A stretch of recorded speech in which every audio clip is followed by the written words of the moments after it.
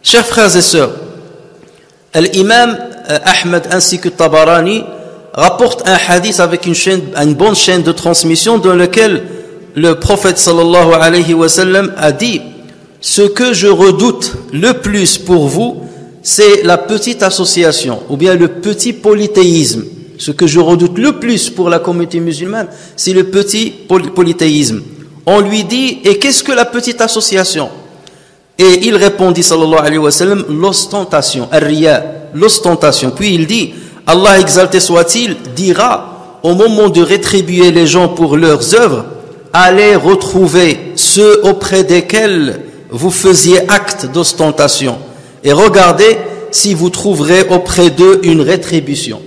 Vous êtes venus pour chercher une récompense sur les actes que vous avez accomplis, mais vous ne les avez pas accomplis pour moi, vous les avez accomplis pour d'autres personnes. Vous cherchiez le compliment et les louanges d'autres personnes. Donc allez les voir et regardez s'ils vont vous donner une rétribution ce jour-ci.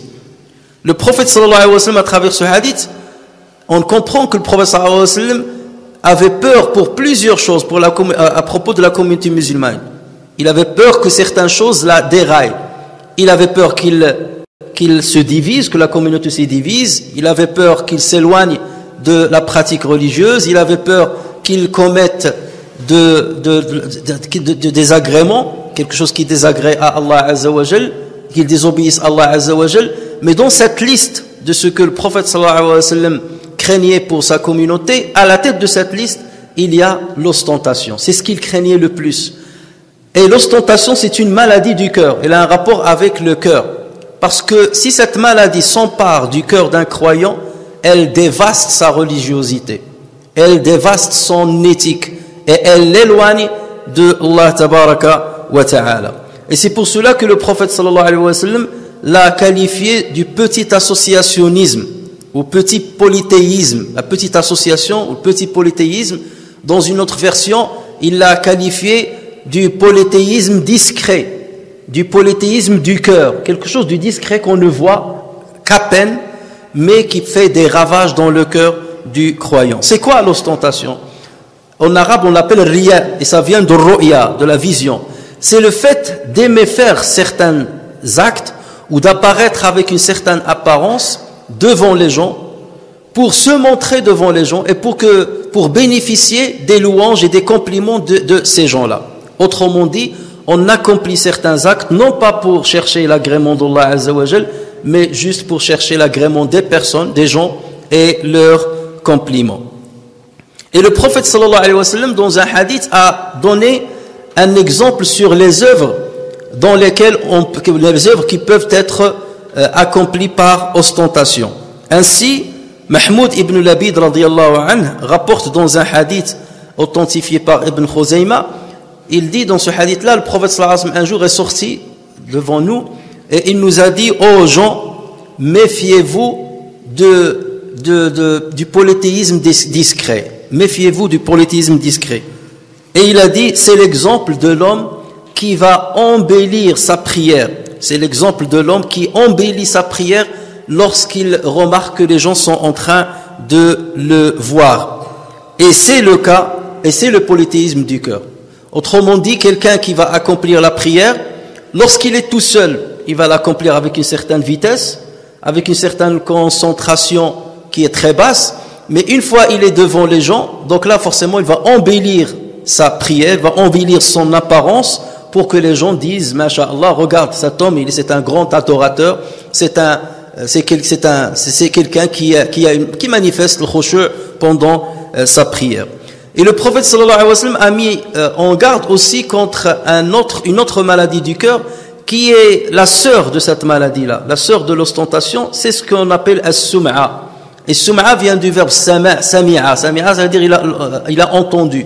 C'est le fait en fait de faire quelque chose discrètement que personne n'a vu, une bonne œuvre que personne n'a vue, et essayer de la divulguer aux gens, d'une manière ou d'une autre, avec ruse, avec intelligence, pour que les gens justement te louent ou pour que les gens fassent des compliments à toi. Tu as par exemple jeûné, tu as donné une sadaqa, personne ne t'a vu, et tu essaies d'une manière ou d'une autre de faire apprendre aux gens que tu as donné à sadaqa afin de bénéficier de leur respect.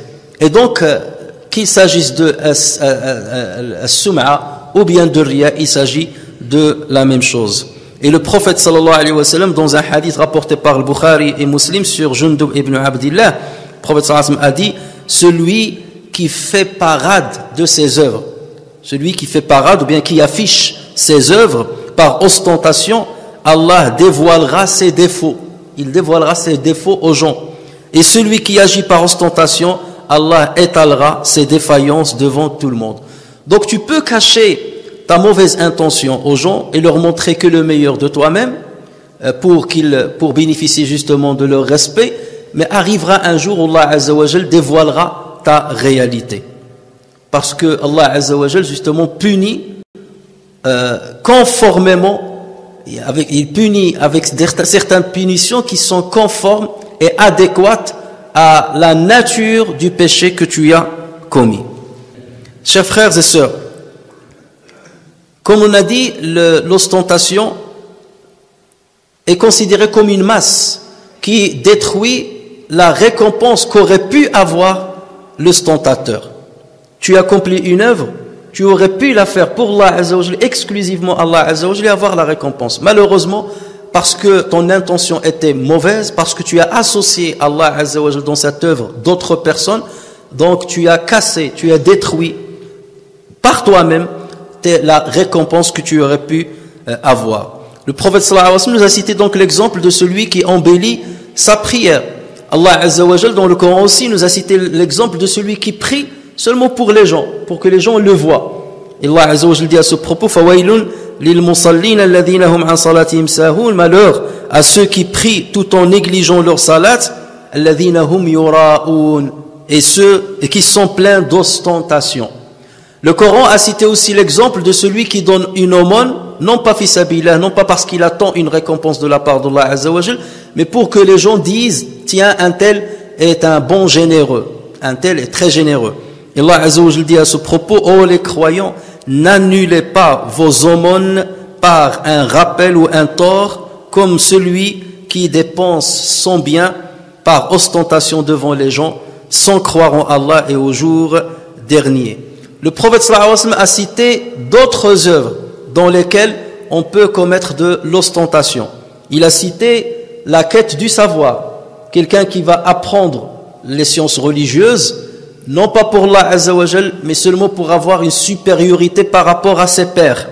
Et non pas pour Allah Azza wa Jal, seulement pour être célèbre, seulement pour que les gens disent: tiens, un tel a du savoir. Il a cité aussi l'exemple de celui qui accomplit le jihad, pas fi sabilillah, mais seulement pour que les gens disent: un tel est courageux. Et il a cité l'exemple de celui qui apprend le Coran, non pas fi sabilillah, non pas pour l'utiliser pour lui-même, mais pour l'utiliser pour les autres, pour que les autres disent: tiens, un tel a une belle mémoire, ou un tel psalmodie très bien le Coran, ou un tel maîtrise le Coran.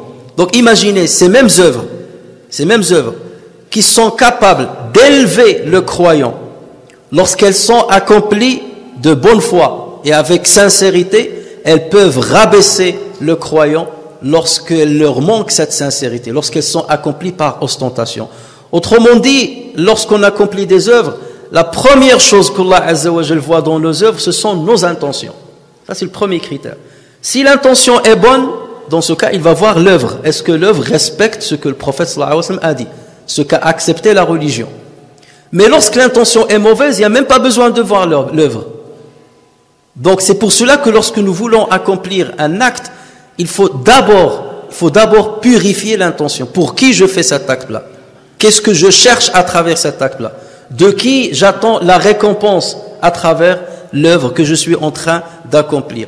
Peu importe ce que les gens vont dire sur moi. Et c'est pour cela qu'on dit: ne peut arriver à la vraie sincérité que celui qui considère égale la critique et le compliment des gens. Pour lui, ça lui est égal. Qu'il me fasse des critiques ou qu'il me complimente, pour moi c'est la même chose. Ça a le même effet dans mon cœur. Lorsque tu sens que lorsque quelqu'un te complimente, tu te vantes un petit peu, et lorsque quelqu'un te critique, tu te sens un petit peu frustré, c'est qu'il y a encore un problème. Dès lors que tu as accompli une œuvre pour Allah Azza wa Jal, exclusivement pour Allah Azza wa Jal, peu importe ce que les gens ont dit, qu'ils te critiquent, qu'ils soient des millions à te critiquer, qu'ils utilisent tous les moyens pour te torpiller, ça t'est absolument égal, parce que tu es certain que tu l'as fait pour Allah Azza wa Jal et tu l'as fait conformément à notre religion. Donc tu es tranquille. Et tu sais que la récompense, elle est attendue d'Allah Azza wa Jal. C'est Allah Azza wa Jal qui te suffira le jour du jugement. Ce ne sont pas les gens derrière lesquels tu courais.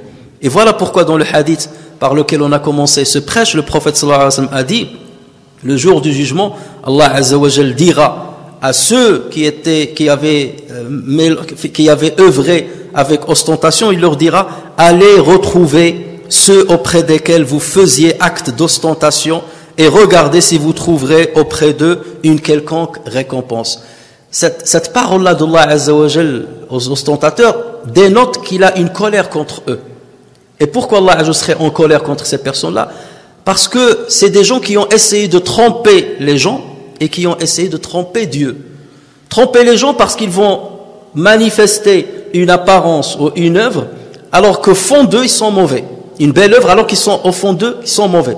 Et ils arrivent justement à duper énormément de personnes. Pas tout le monde, parce qu'il y a certaines personnes à qui Allah Azza wa Jal a donné le flair, qui peuvent détecter le fond de la personne. Mais ils peuvent tromper énormément de personnes. Mais par là aussi, par l'occasion, ils essaient de tromper Dieu. Parce que lorsqu'il va donner une aumône, ou jeûner, ou faire un acte appelé à Dieu, ou lire le Coran, il va donner l'impression que c'est quelqu'un de pieux. C'est quelqu'un qui cherche l'agrément de Dieu. Mais au fond, son cœur, il est attaché aux gens, à d'autres personnes. Donc c'est une manière d'essayer de tromper Dieu. Or, on ne peut pas tromper Dieu. Et c'est pour cela que celui qui a une telle attitude, c'est quelqu'un dont la foi n'est pas complète. Elle n'est pas complète, pourquoi? Parce qu'il n'a pas su, ou il n'a pas évalué ce qu'est le savoir, l'omniscience de Dieu. Lorsqu'on dit que Dieu est omniscient, alim, omniscient, ça veut dire qu'il connaît le secret et plus fin que le secret. Il connaît la trahison du regard et il connaît ce qui se cache dans les poitrines. Et lorsque j'ai cette certitude par rapport à l'omniscience de Dieu, je ne peux aucunement oser essayer de le tromper. Parce que je sais qu'il dévoile ce que j'ai dans mon cœur. Donc comment oserais-je manifester quelque chose alors que dans mon cœur, je cache son inverse? Donc, un ostentateur, c'est quelqu'un dont la foi n'est pas complète. On ne va pas dire qu'il n'est plus musulman, qu'il n'est pas croyant, mais sa foi est incomplète. Et c'est pour ça, lorsqu'on parle de tawhid, on parle de tawhid au-delà de certains termes, de certains slogans qu'on répond ça et là. Le tawhid, c'est cela. Le fond de tawhid, c'est cela. C'est que j'accomplis les œuvres pour Dieu. Lorsque je prie pour Allah Azza wa Jal. Lorsque je jeûne, je jure pour Allah Azza wa Jal.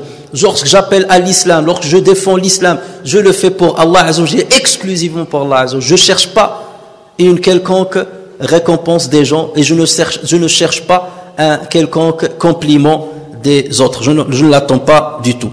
Et regardez ce qu'Allah Azza wa Jal dit. Innal munafiqina yukhadi'un Allah. Certes, les hypocrites cherchent à tromper Allah, mais Allah retourne leur tromperie contre eux-mêmes. Retourne leur tromperie contre eux-mêmes. Et lorsqu'ils se lèvent pour la salat, ils se lèvent avec paresse et par ostentation envers les gens, à peine invoquent-ils Allah.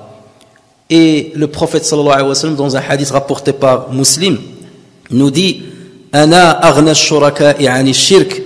Allah Azza wa Jal dit dans ce hadith-là, je suis celui qui se passe le plus d'une association. Tu as associé avec moi une autre personne, ben moi je me dépasse et je n'ai pas besoin de cette association-là. Donc je laisse cette association, je te laisse celui avec qui tu m'as associé. Quiconque accomplit une œuvre dans laquelle il m'associe à autrui, je l'abandonne lui ainsi que son association. Je l'abandonne lui ainsi que son association. Parce qu'Allah Azza wa Jal n'a pas besoin de nos œuvres, n'a pas besoin de notre pratique. Notre pratique nous sert et nous rendra service. Allah Azza wa Jalla s'en passe. Innama hiya a'malukum, ce ne sont que vos œuvres. Uwaffiha lakum, Allah Azza wa Jalla les comptabilise et ensuite il nous récompense dessus. Voilà pourquoi nous devons nous méfier de cette pratique-là, de cette maladie du cœur et ne pas la laisser s'enraciner dans nos cœurs, sinon elle peut dévaster notre religiosité. Chers frères et sœurs, l'ostentation est de plusieurs catégories. Il y a bien entendu la catégorie qu'on a citée jusqu'à maintenant, à savoir l'ostentation dans les œuvres pies, dans les œuvres pieuses qui se rapportent à l'adoration et à l'obéissance de Allah Azza wa Jal. Mais il y a un autre type d'ostentation qui est certes moins grave, mais qui est réprimé par l'islam. C'est l'ostentation sociale. L'ostentation sociale, c'est que ton repère dans ce que tu fais, ce n'est pas ce que te dit ta religion, ce que te dit ton Seigneur. Ça c'est bien, ça c'est mauvais, ça c'est souhaitable, ça c'est déconseillé. Non, ton repère c'est ce que disent les gens. Si les gens voient que cet acte-là est bien, donc je vais le faire. Non déplaise à ma religion. Si les gens disent que cet acte-là est mauvais, je le délaisse, même si ma religion me pousse à le faire. Alors que le croyant, il a comme repère ce que lui dit sa religion. Dans tout ce qu'il fait, dans la manière avec laquelle il va parler, la manière avec laquelle il va s'habiller, la manière avec laquelle il va gérer toutes ses affaires sociales ou son relationnel avec les autres. On trouve dans l'ostentation dans notre manière de parler. Lorsque tu es face à des croyants, à des pratiquants, tu vas adopter une certaine parole agréable. Tu es prudent dans les mots que tu prononces. Mais une fois que tu rencontres tes pères, ou tu rencontres des pervers, des égarés, ça y est, la grossièreté dans la parole, les insultes dans la parole, la bassesse dans la parole. Pourquoi? Parce que tu dis, si je suis pas comme eux, je vais être mal vu par eux. Je veux quelque part entrer dans la mouve pour qu'ils considèrent que je suis avec eux, que je suis leur père, que je suis égal à eux. Et le croyant, c'est quelqu'un qui observe une certaine rectitude donc dans son comportement, quel que soit celui qu'il a en face. Il en est de même dans certains habits. Parce que les gens mettent des pantalons bas, je mets mes pantalons bas et je montre mon slip. Parce que les gens mettent des pantalons coupés, moi aussi je vais couper mes pantalons au niveau de mes genoux, et ainsi de suite. Parce que les gens ont suivi cette mode, donc je suis aveuglément cette mode, même s'il y a dedans quelque chose qui va à l'encontre de ma religion. Et combien de fois on voit des frères prier et ils se prosternent et tu vois ces sous-vêtements parce qu'il a un pantalon qui est très bas. Mais t'as pas honte? C'est ainsi qu'on vient devant Allah Azza wa Jal. C'est ainsi qu'on se présente devant Allah Azza wa Jal. C'est ainsi qu'on rentre dans une mosquée. Pourquoi? Parce que c'est la société a dit cela. Parce que je suis comme ça aveuglément la société. Même dans nos coiffures maintenant, et notre jeunesse, on voit maintenant les coiffures, l'art de la coiffure. Je coupe une partie, je laisse une partie, je trace le globe terrestre dans ma tête, je laisse mes cheveux d'une certaine manière. Toutes ces choses-là qu'on sait très bien que notre religion ne les aime pas. Le musulman se doit se présenter d'une manière modeste.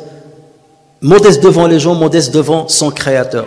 Ce n'est pas la considération des gens qu'il cherche. Il cherche la considération de Allah tabaraka wa ta'ala. Et le prophète sallallahu alayhi wa sallam a mis en garde les musulmans contre le qaza'. Le qaza' c'est quoi? C'est de couper une partie des cheveux et ne pas couper l'autre. Pas d'une manière égale. Raser une partie, ne pas raser l'autre. Maintenant, on est allé plus loin que le qaza' qu'on connaissait auparavant.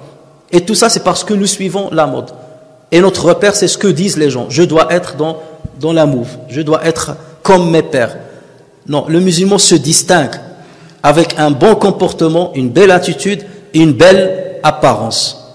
Et c'est cela le fond de notre religion. Donc, nous avons ce genre d'ostentation. Et c'est une ostentation qui, malheureusement, a touché aussi certaines relations sociales chez les musulmans, comme par exemple les mariages. Le mariage, normalement, son but, c'est quoi la fête du mariage? Son but, c'est seulement d'annoncer qu'un tel s'est marié avec un tel.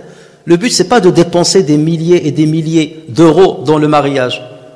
Parce qu'un tel a loué une salle à 1000 euros, je dois louer une salle à 1500 euros. Parce qu'un tel a donné comme dot à telle femme 1000 euros, moi je vais demander le double.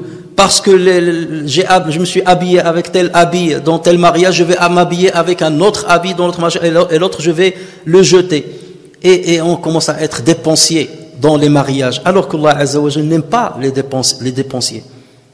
Il en est de même maintenant, on le voit même dans les deuils, même dans les deuils. Lorsque quelqu'un a perdu sa vie, tu vois la famille qui doit maintenant ramener un traiteur pour préparer à manger aux convives, aux gens qui sont venus présenter théoriquement leurs condoléances. Ça veut dire qu'on est dans la tristesse. On vient soutenir la famille du défunt. Mais non, tu trouves la famille, au lieu de se replier sur elle-même et d'essayer de trouver un apaisement, tu la trouves en train de courir pour préparer à manger aux convives, et pas n'importe quelle nourriture. Comme si on est dans un mariage. Et on a maintenant les traiteurs dans les deuils. Mais c'est quelque chose de catastrophique. Voilà, tout ça rentre dans l'ostentation. Donc il n'y a pas que dans le domaine religieux, il y a aussi dans le domaine social. Et c'est pour cela que le prophète sallallahu alayhi wa sallam nous met en garde contre ceci. Et même dans nos tombes, lorsque je suis parti dernièrement dans le cimetière musulman, dans le carré musulman, j'ai vu des tombes avec le marbre, avec les pierres tombales d'un certain prix, tout ça, alors que normalement une tombe doit être le plus modeste possible. Le plus modeste possible. Sans mère. Non, je vais dépenser 2000 € pour mettre le marbre, pour mettre une plaque de marbre, pour faire ceci, pour faire cela. Est-ce que c'est ce marbre-là qui va servir aux défunts le jour du jugement? Donc faisons très attention, chers frères et sœurs, par rapport à nos relations sociales, que l'ostentation ne s'infiltre pas dans nos relations, ne s'infiltre pas dans nos pratiques, ni religieuses, ni sociales, si on veut bénéficier de l'agrément d'Allah Azza wa Jalla. Et voilà pourquoi le prophète sallallahu alayhi wa sallam a mis en garde contre cette pratique-là. Il l'a considéré comme un vrai polythéisme, même s'il est discret, même s'il est caché, même s'il est petit, mais c'est quelque chose qui peut dévaster la religiosité du croyant.